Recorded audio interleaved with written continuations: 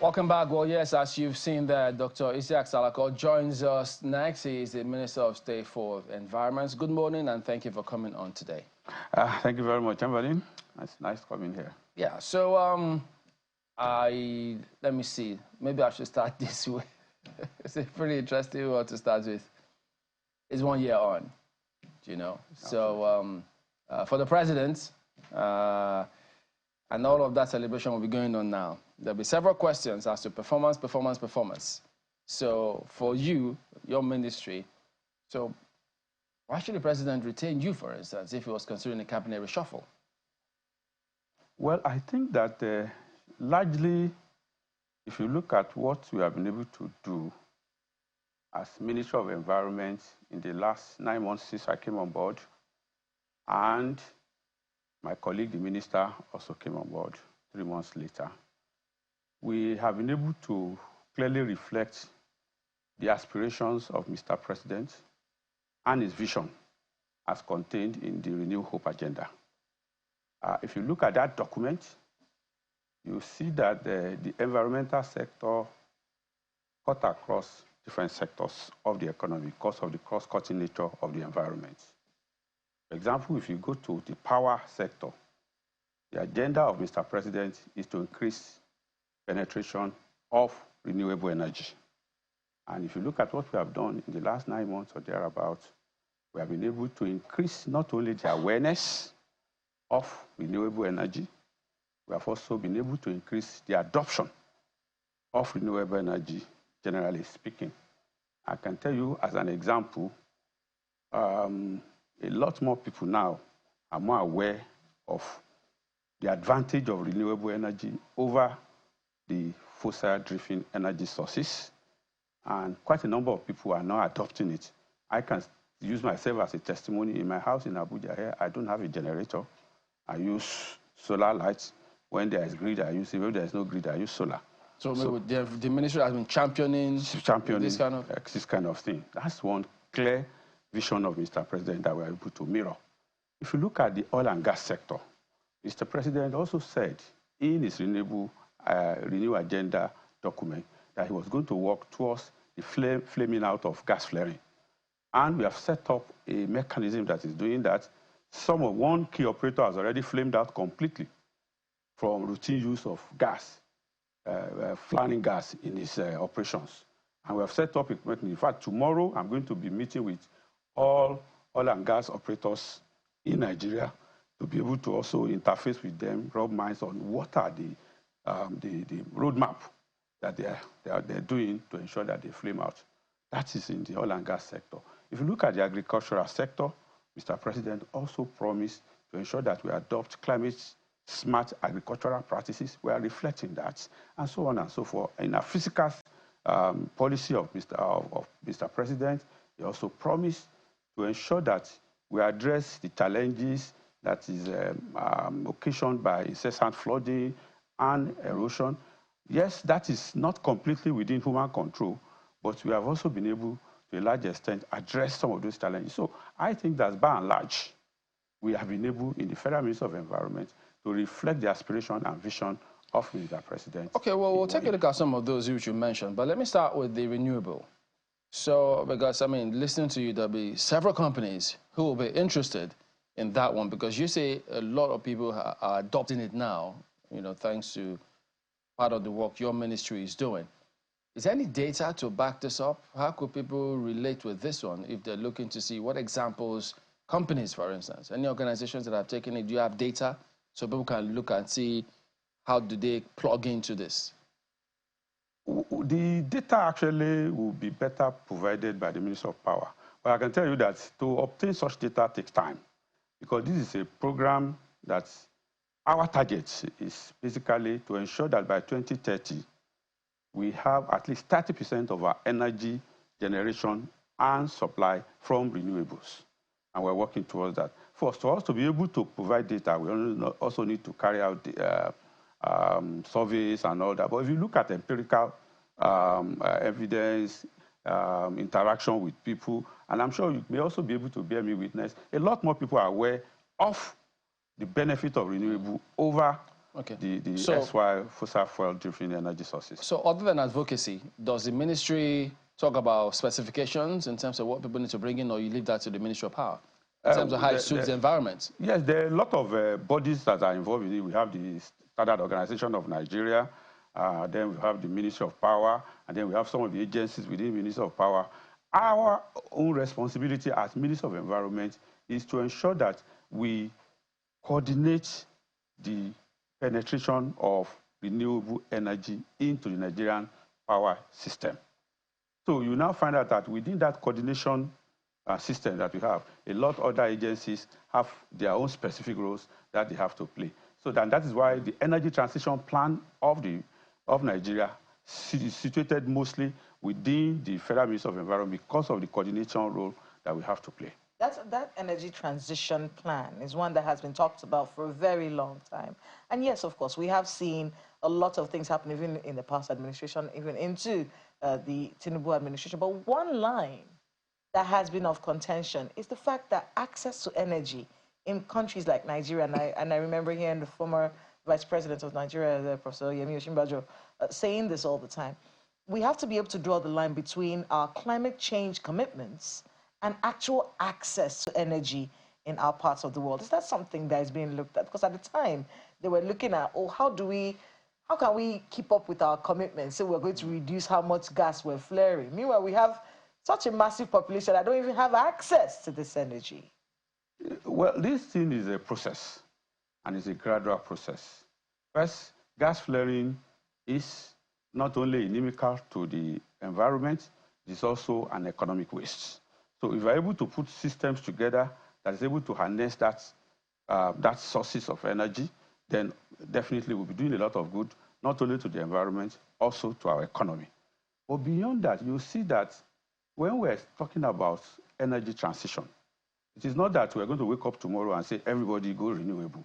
It's a process that over time we want to be able to move gradually over time because science has proven beyond any doubt that our fossil fuel-dependent economies is driving some of the challenges that we're facing with respect to the climate.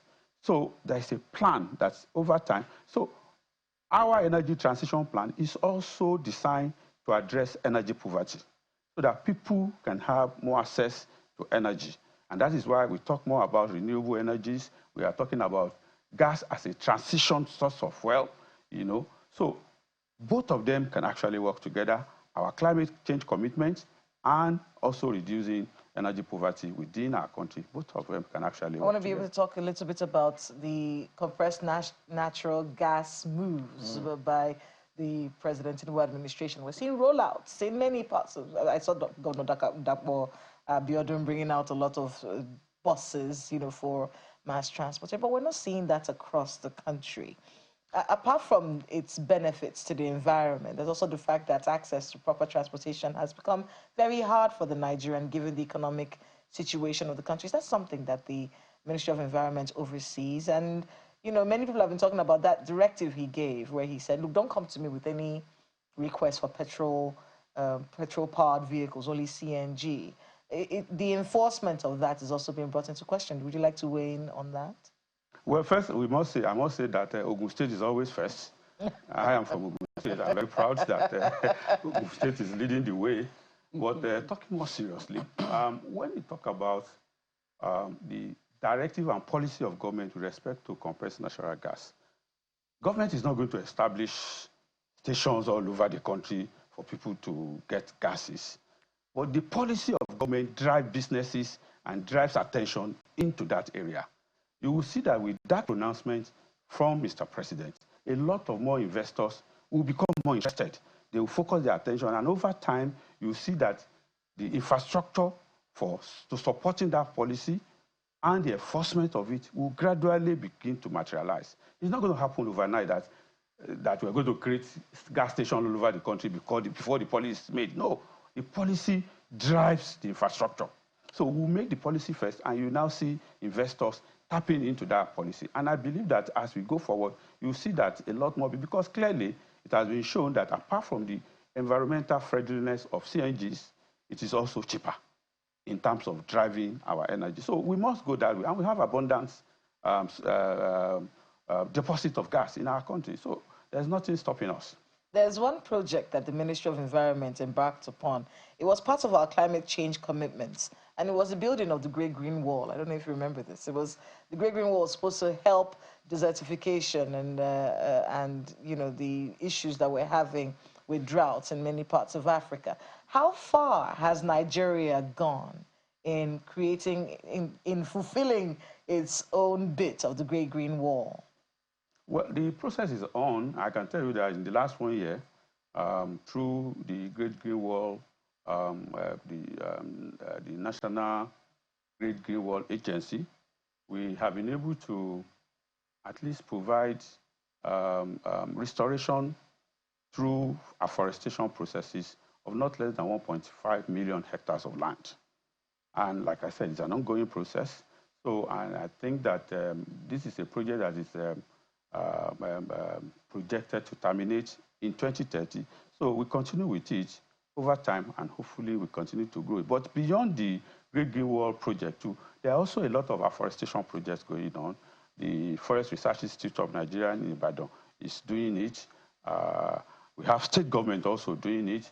The federal ministry as a body is also doing it, and so on and so forth. So when we cumulatively do that, because definitely we must raise the forest cover of Nigeria in order to be able to protect our climate, because the trees, our biodiversity, plays a lot of role in that respect. So we must continue to work in that direction. Well, you say Ogun State is first, but fingers have been pointed at Ogun State about the challenges, for the problems with flooding in the Isheri. You've been there a couple of times. Even while you were a minister, you also knew about those areas. And I think the last time you did an interview saying that I think there's a report, you're trying to understand what the problem is, what causes the flooding there. So what is the update now?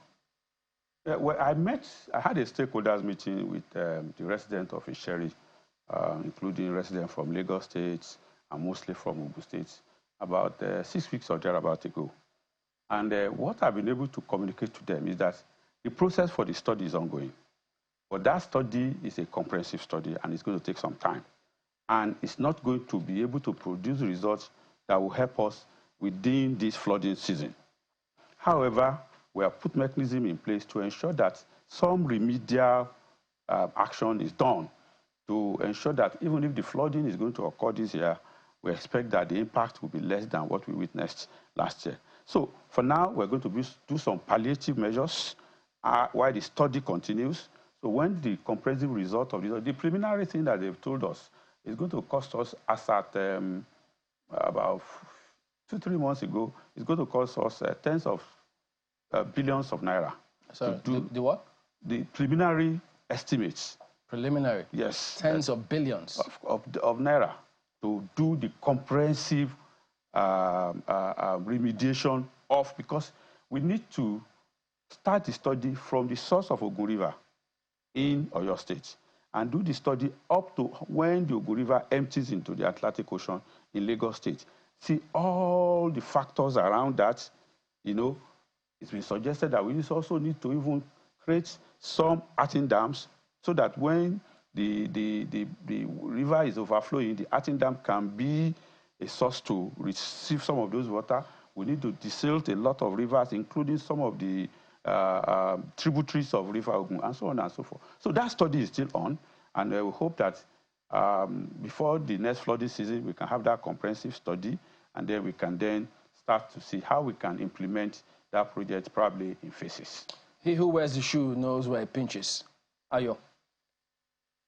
You're so right on that point, Chamberlain, because the natural question I was going to ask is, first of all, how the states collaborate with the federal government, particularly the Federal Ministry of the Environment, on the initiatives that you are talking about. We've heard countless times that there will be flooding, and you know, we always get that feedback from the relevant agencies between November and December into the new year, that the X number of places will be flooded for X number of days, and X number of days of rain we're going to have in the year.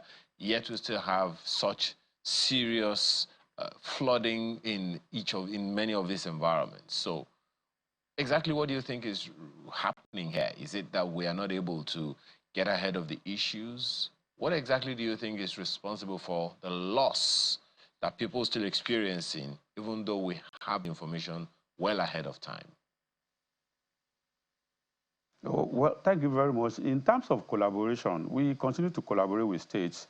You must know that, as an example, we just recently had our National Environmental Council, where all states were represented, all commissioners of environment in all the states, with some of their directors and permanent secretary are there.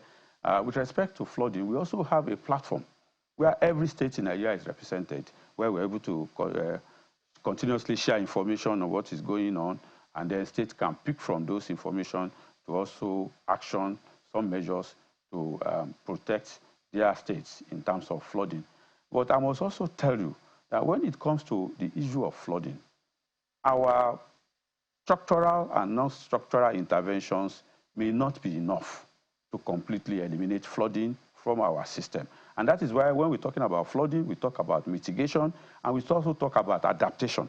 Adaptation means that living with it. So when we have flooding, that's why warnings are issued so that we can take measures to protect our properties and to protect our lives. Sometimes we may not be able to say we can become 100% flood-free. And if you look at it globally, this is a global phenomenon which is occasioned by the challenge of climate change. What I can tell you is that government continues to work very hard.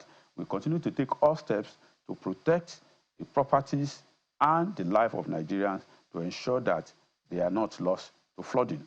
We also continue to take measures we'll speak about the negative impact is minimized. Yeah, my apologies, Honorable Minister, for butting. We'll come to the climate action bit in a moment. But could we have eroded floodplains, or couldn't we have totally,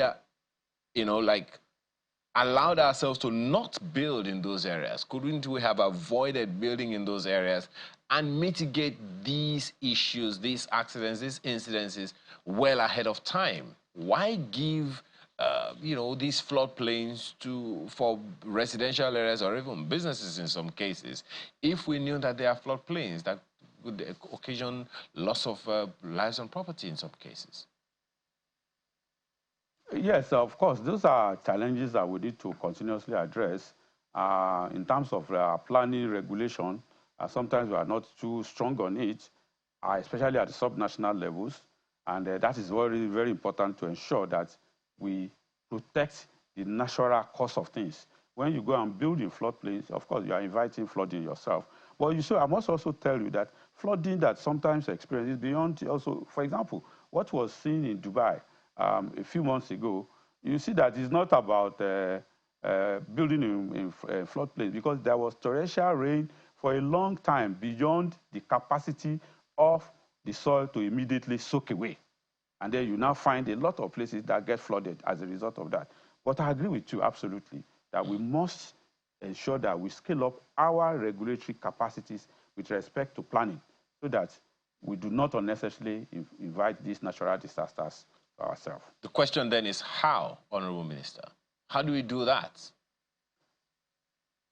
There are laws guiding building approvals in every state of the federation. Before you do any construction, before you do any development, you're supposed to approach the government to obtain building approvals, and government is supposed to be able to say, look, you can't build in these places. As a matter of fact, the last time when I visited Sherry that we were talking about, I had to tell the stakeholders, go and talk to yourself. Some of your properties may have to give way if you really want to address this problem comprehensively. So it's just better enforcement that we need. The laws are there just to enforce those laws. I understand what happened in Dubai, because some similar thing has happened in Nigeria as well, 2012 and 2022. But speak to this particular issue. Recently, the president inaugurated a committee to oversee Nigeria's climate policies. And the move, we understand, the move is to remove constraints to coordination, foster a whole-of-government approach to climate action programs and all of that. What is the role that the Federal Ministry of the Environment is playing in that particular committee? Well, you will see that in that committee, the vice chairman is the Minister of Environment, which means that in the absence of the president, he chairs that meeting, which means that that coordination role is still significantly being played by the Minister of Environment.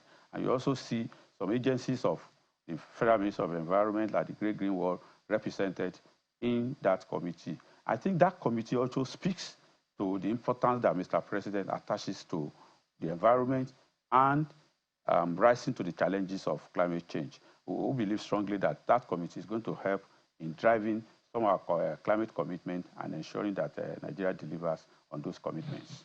The natural question that will come around that, Honorable Minister, is when are we going to have significantly impactful awareness and education of Nigerians?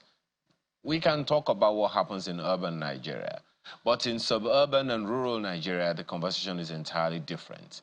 And there are those who would wonder whether or not, as you mentioned earlier, the states are even enlightened enough to know what to do about such serious implications of climate action or inaction in their states. So it speaks back to the states. Are we carrying them on enough? Do they know how serious these climate action issues are for them to take, you know, the kind of action that they need to take?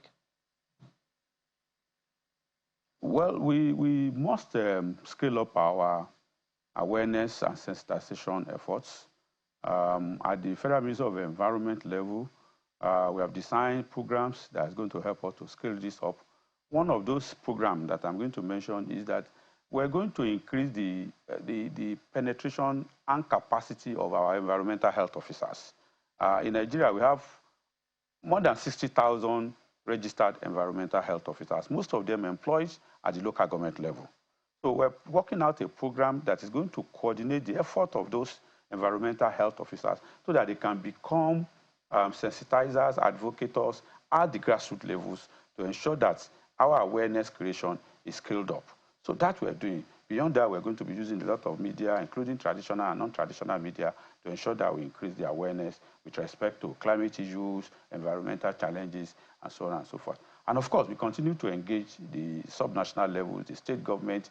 And I must tell you that quite a number of states are also coming up. Last year, we did a survey, which is a survey to determine the level of policy and knowledge at the subnational levels with respect to climate change. And what we found was very interesting. It was not very encouraging, but we're working on improving on that as a result of that survey that we carried out. So I assure you that we're working very closely with the state government to ensure that we increase the capacity of the state and also we increase their responses to these issues around our climate. You know, almost 3 weeks ago, you said that the Ministry of Environment applied in December last year for an environment, ESIA basically, for the 700-kilometer Lagos-Calabar coastal road. And then you also did say that there were loopholes in the law which you're going to take to FEC to see how they can correct it. So what is the update on that? Well, I knew you were going to ask this question, so I would have been surprised if you didn't. I would have been surprised if you didn't. I would have been surprised if you didn't because it's the question of the moment, really. But talking seriously, the process for plugging of those loopholes is on. Doing laws is not something because apart from going to FEC, you still have to come to the National Assembly. You know, so that process is on. That's all I can say for now with respect to that.